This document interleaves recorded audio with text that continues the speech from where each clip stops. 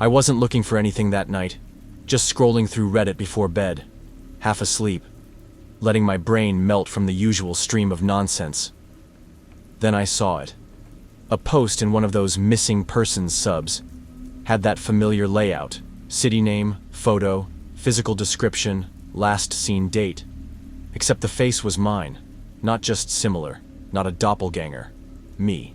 Same mole above my lip, same chipped tooth from when I fell off my bike at 12, same exact hoodie I was wearing that night, gray with the rip in the sleeve. I stared at it. Caption read, "Missing, Jane D. Last seen 3 days ago leaving her apartment in redacted. Maybe in a confused or altered state. If seen, call immediately." There were already comments. "Hope she's found soon. Praying for her safe return." Saw someone who looked like her on the subway in DC. I clicked the image to zoom in. It was a screenshot. From a security camera. Timestamp, 3 days ago. Location, my building's lobby. The exact outfit I'd worn on my way to grab takeout. I refreshed the page, thinking maybe it was a glitch. Nope. Still there. Still me. I opened a new tab. Searched my name. There it was. Dozens of listings. Shared by volunteer sites. Some shared by police blotters. One was even hosted on a local news affiliate. All had the same image. Same description. Same last seen location. I picked up my phone. Called my sister. She answered on the third ring. "You okay?" "Why wouldn't I be?"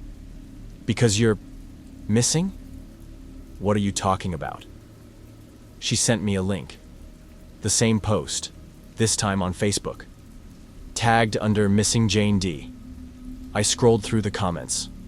Sweet girl. Always so quiet. We knew something was wrong when she stopped answering. Please come home. The posts had been up for days. My stomach dropped. I opened my email. Nothing. Checked my texts, missed calls. Nothing unusual. I called my mom. She didn't answer. Probably asleep. I stared at my reflection in the dark screen. My face. The same one apparently missing. I called my landlord. Asked if he'd submitted any kind of security footage to the police. He said no. Said no cops had been by. No inquiries. No requests. He didn't even know I was supposedly missing. "You okay?" he asked. I told him I wasn't sure. The next morning, I called the police department, gave them the case number listed on the website. After some hold music, a woman picked up. "Yes, we have a missing persons case filed under that name." "That's me," I said. "I'm not missing. I'm literally talking to you." Silence. Then, "Can you come down to the station?" I did. Brought ID, passport, birth certificate. Every form of proof I could carry. They took me into a small room. Interviewed me. Asked questions about my routine, my apartment, my job. They asked if I'd suffered any memory loss, any medical events. I said no. I was fine. Then they pulled out a printout of another Jane D. Same name, same birth date, different social security number, and apparently, that Jane D had gone missing 6 months ago. "That's not me," I said. The officer just nodded, then pulled out a new photo. Security footage again. This one from 2 weeks ago. Same woman, same clothes, my face, but in a location I'd never been. "Is this you?" "No." "You sure?" "Yes." He slid another photo across the table. This one was a selfie, taken at night, in my bedroom, while I was asleep. Same bed sheets, same wall art, my arm visible in the corner of the frame. "We found this posted anonymously the day your case went viral." I started shaking. "Someone's messing with me. Or someone's trying to be you," he said. They kept me there for hours, called in another detective, asked the same questions again. I showed them my phone, my calendar, my timestamps. They said they'd follow up. When I got home, my apartment felt different. Nothing out of place, really. Just wrong. Like someone had been inside, but carefully. Then I opened my fridge. There was a carton of milk I hadn't bought, with my name on it, not printed, handwritten, in Sharpie. Jane D. Do not throw out. I checked the expiration date. It was yesterday. I poured it down the drain. That night, I couldn't sleep. Every creak, every shadow. Then I got the email.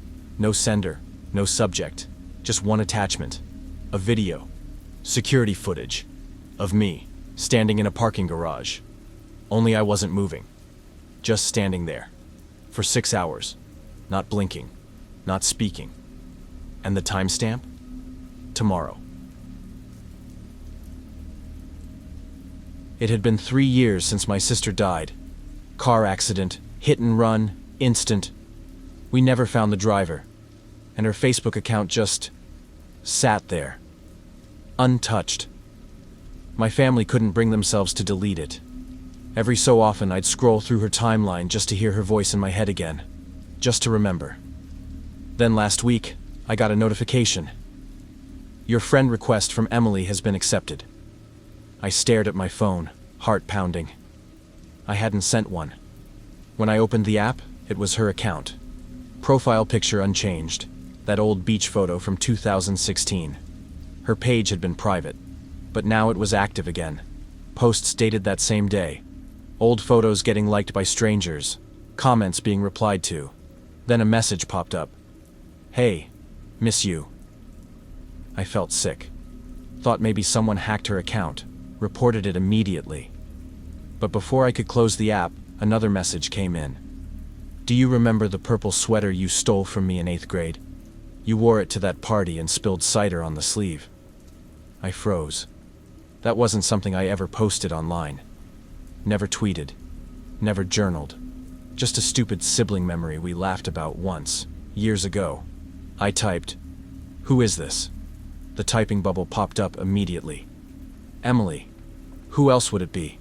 You still listen to that same sad playlist, huh? Especially when you miss me. My hands started shaking. That playlist was private. No followers. No name. Just a string of emojis and numbers only I understood. You're not her. That's what Mom said too. I slammed the phone down. 5 minutes later, my mom called. You're not going to believe this. She'd gotten a message too. From Emily. From the account. It just said, "You should have checked the voicemail."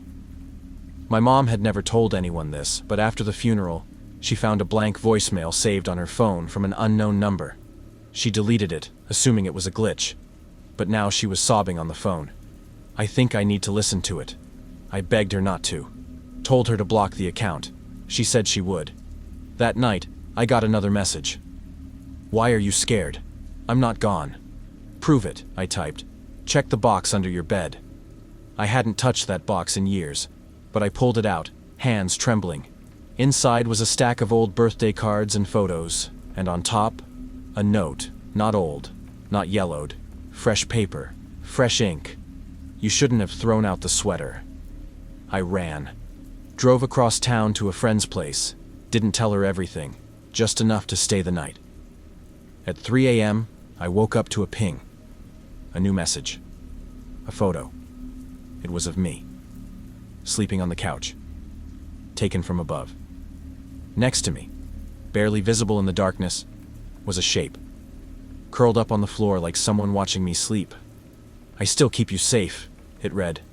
I screamed. My friend woke up, called the cops. They searched the apartment. Nothing. But my phone? Still buzzing. Another message. A memory I'd never told anyone. Do you remember the night Dad left? I held your hand under the covers and told you it wasn't your fault. I hadn't thought about that in years. I hadn't told anyone she'd said that, not even in therapy. I shut the app, deleted Facebook, deleted everything. New number, new phone, it didn't matter. 2 days later, I got an email. No subject, no body, just a video attachment.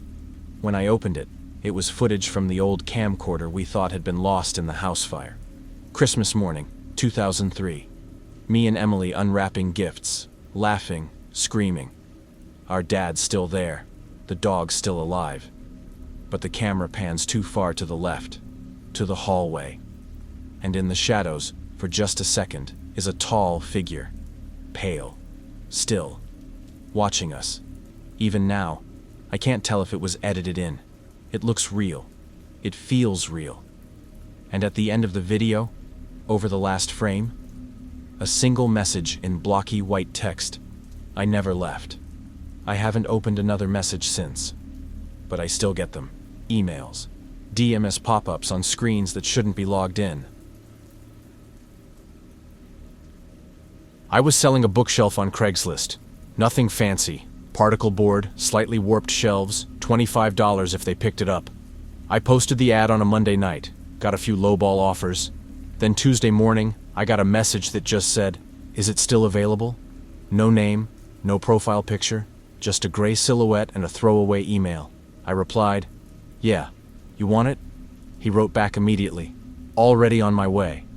That was weird. I hadn't given him an address. I texted back, "You don't know where I live." No response. I figured it was a scammer or someone being dumb. Took the post down a few minutes later just to be safe. Around noon, my doorbell rang. I checked the camera feed. It was a man.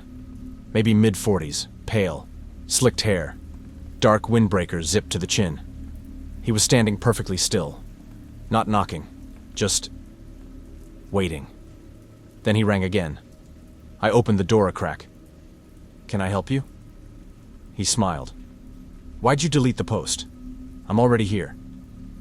Every muscle in my chest locked up.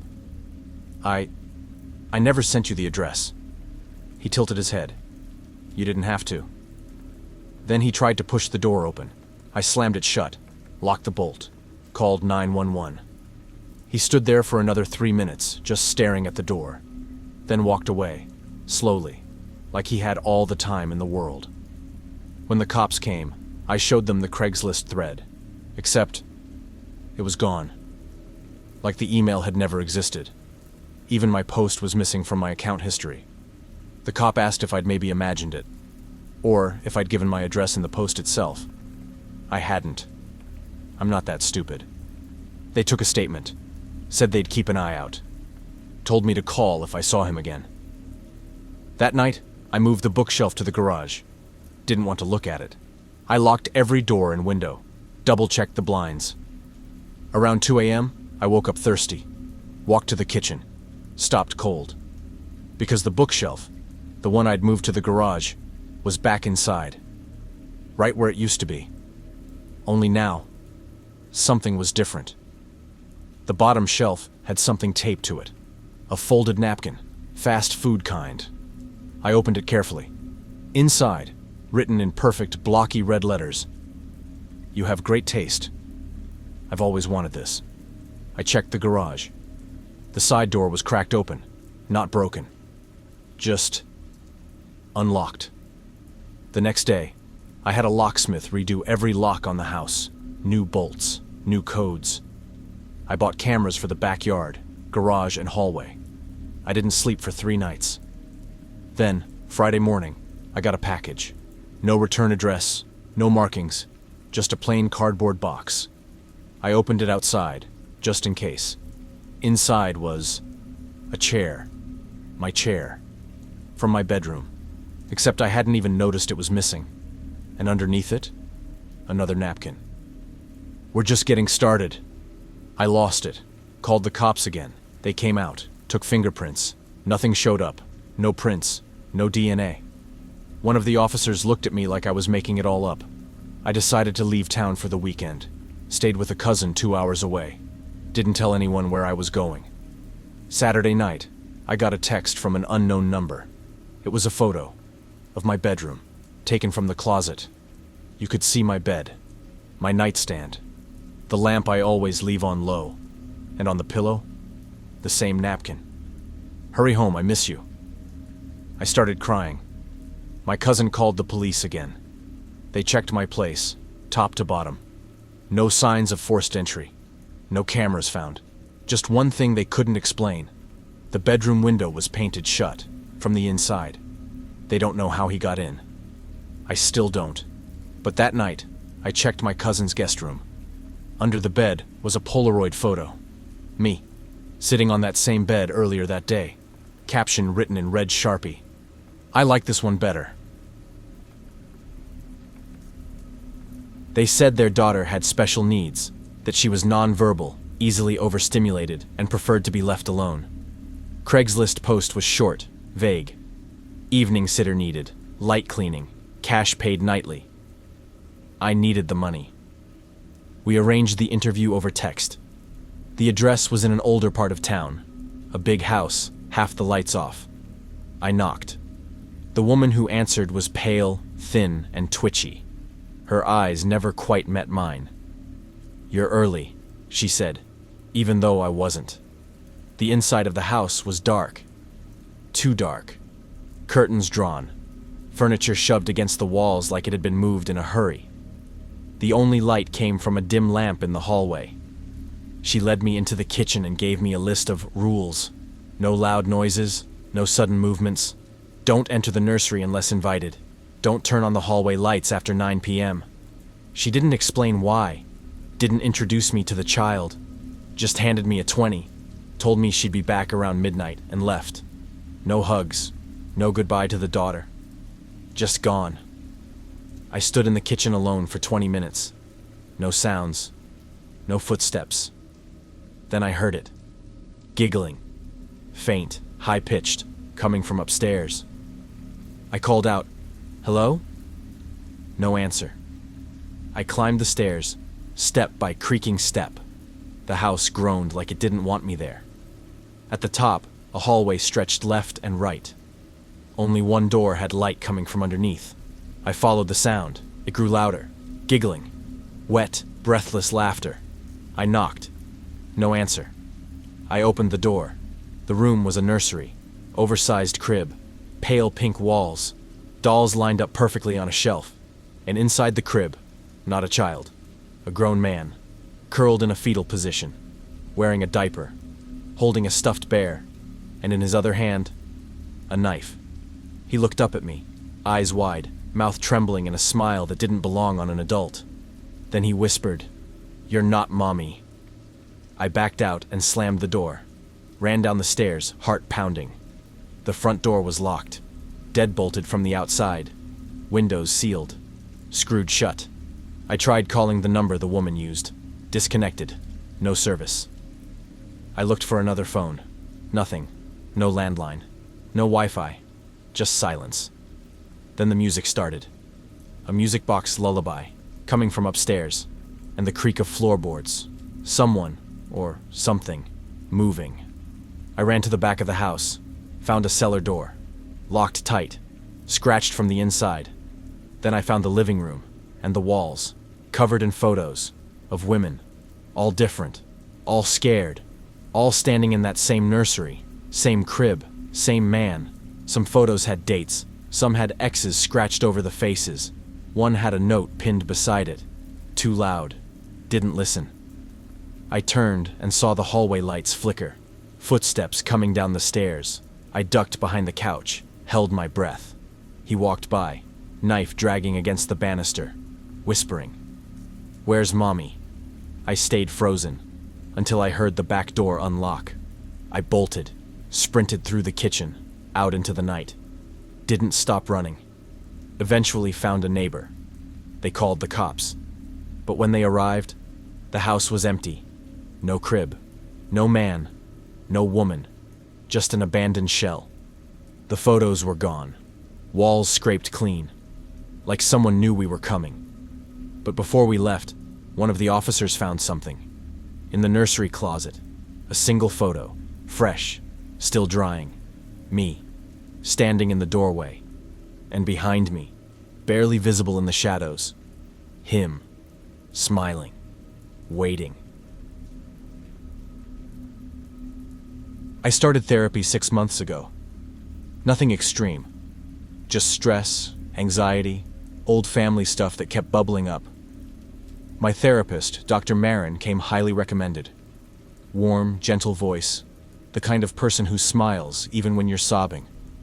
I trusted her almost immediately. Sessions were once a week, comfortable, confidential. Or so I thought. Last week she said something that broke me. We were talking about avoidance, how I've always dodged certain topics. Then, out of nowhere, she said, You were right not to tell your parents about what happened at the lake. I blinked. What? She smiled, soft, reassuring. It wasn't your fault. You were a child. I felt my throat tighten. Because I never told her about the lake. Not in our sessions. Not in the intake paperwork. Not in my journal. I'd never told anyone about the lake. It happened when I was 9. A camping trip. One night alone by the shore. Something happened in the water. Something I buried so deep it barely felt real anymore. I stood up and left the session without saying a word. She didn't follow me. Just watched me walk out, calm as ever. That night, I didn't sleep. My thoughts kept spiraling. Did I say something without realizing? Mention it while half asleep in one of our mindfulness exercises? I checked my notes, my call logs. Nothing. Next day I called her office. The receptionist answered. I asked to speak with Dr. Marin. She paused. Doctor, Marin's been out of town for 2 weeks. No, I said. I saw her yesterday.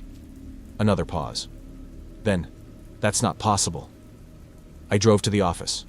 The waiting room was dark. Door locked. Curtains drawn. I sat in my car for an hour watching. No one came. Later that night, I got a text. Blocked number. No contact name. Just a message.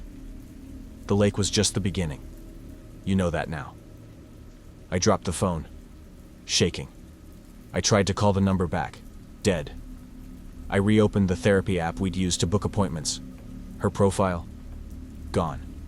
Like she'd never worked there. I Googled her credentials. No license. No trace. No professional history. I checked the payments. My card had been billed weekly. Same time, same amount. But the merchant was listed as Marin Services LLC.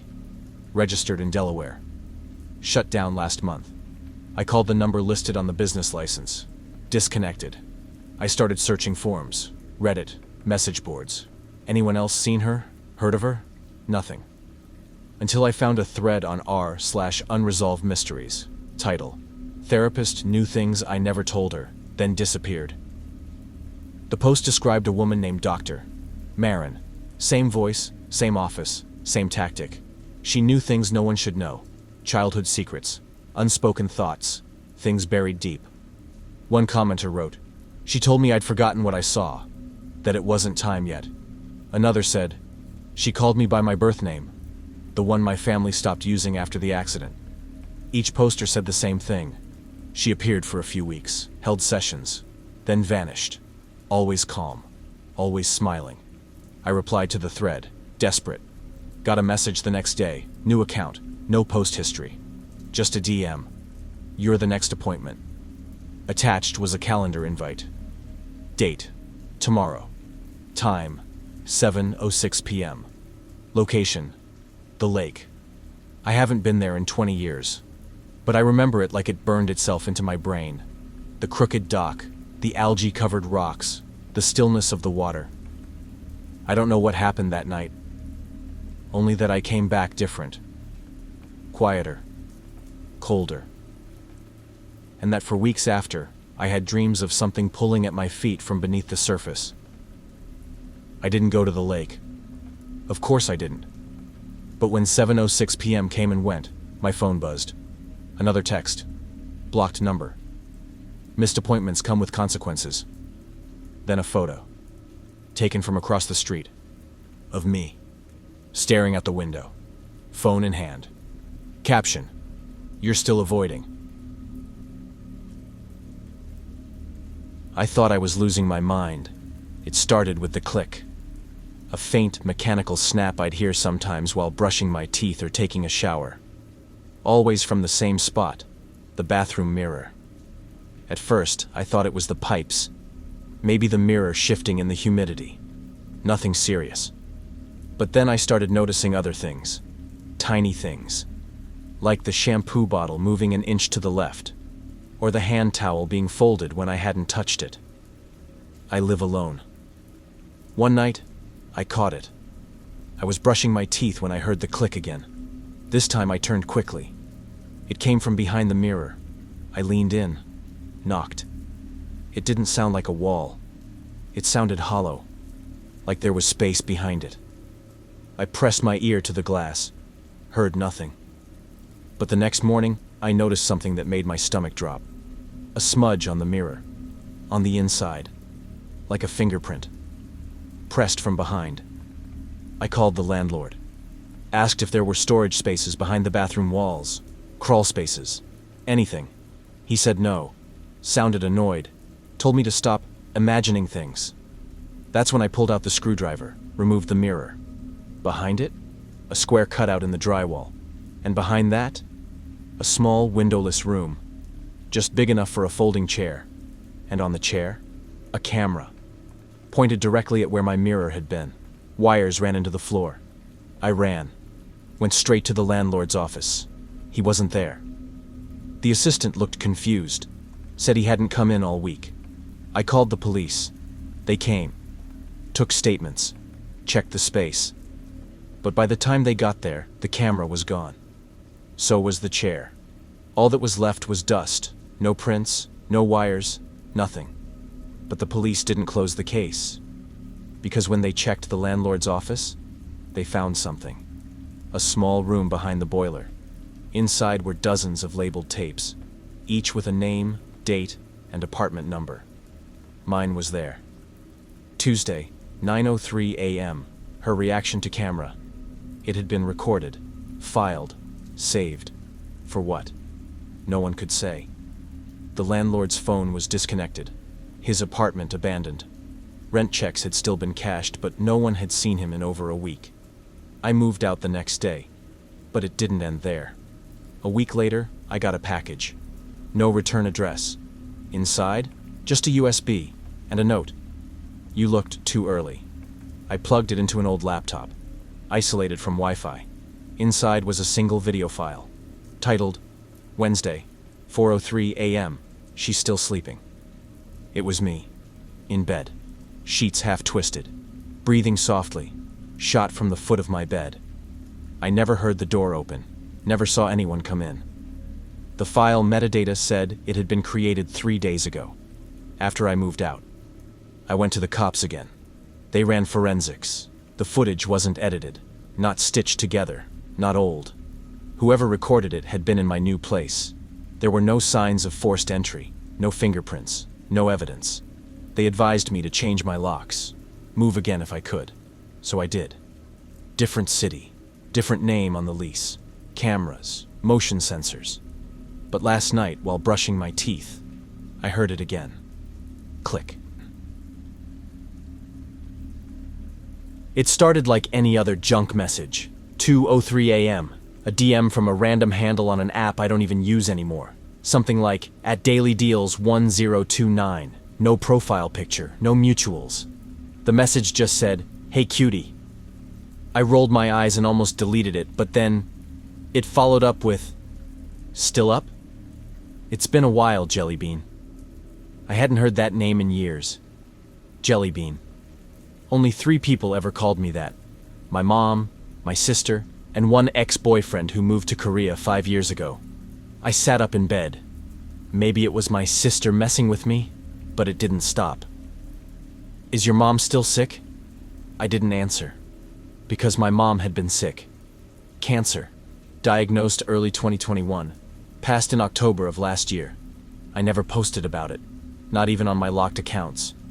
We'd kept it private. No obituaries, no GoFundMe, no Instagram tributes. She was intensely private, and I respected that. I replied, "Who is this?" No answer. I tapped the profile. It had no posts, no followers. Following one person, me. Then I got another message. "Still sleep with the blanket she made? That blanket's been on my bed since I was 9. Hand-stitched, faded sunflowers. One of the only things I took with me when I moved out. I didn't even have pictures of it online. No one should have known that." My heart was thudding now. I texted my sister, "Hey, are you screwing with me?" She responded a minute later. "What? Number Y?" I told her everything. Screenshotted the messages, sent them over. She called immediately. "That's sick. Block them." I tried. The app glitched. Every time I hit block, the screen froze, then kicked me out. When I got back in, the messages were gone. Not deleted. Gone. Like the chat never existed. But the profile still showed up. Still following me. I tried reporting it. Error. I deleted the app. An hour later, my email pinged. Subject: I'm not done. From jellybean.back. Again at maildrop.cc. Inside was just a line of text. Check under your pillow. I swear I stopped breathing. I turned my bedroom light on and stood there, staring at the bed like it might bite. Eventually, I reached under the pillow and pulled out a photo. Me. My mom. Sitting on the back porch. She's holding a bowl of soup, and I'm wrapped in that same sunflower blanket. Only one person ever took that picture. My dad. On an old camera that broke years ago. And the photo had something written on the back. My mom's handwriting. Slanted cursive. Jellybean always warms up in the sun. I sat on the floor and cried for a long time. Then I called the police. They came, took a report, searched the apartment, found no signs of forced entry, no cameras, no prints. They suggested maybe a relative was behind it. But that photo? I'd never seen it printed before. And when I called my dad, he swore he didn't have any backups, said the camera got tossed out when they moved. That night, I stayed with my sister. I didn't sleep. I just stared at the wall, trying to understand what the hell was happening. At 3:11 a.m., her phone buzzed. Unknown number, no contact name. A text.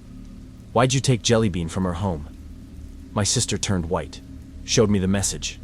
We shut off our phones, powered everything down, slept with a bat between us. In the morning, I checked my laptop. There was a sticky note on the keyboard, yellow, fresh. Found you again. No one had broken in, no windows opened, doors locked, alarm set. The only thing I noticed? The sunflower blanket was gone.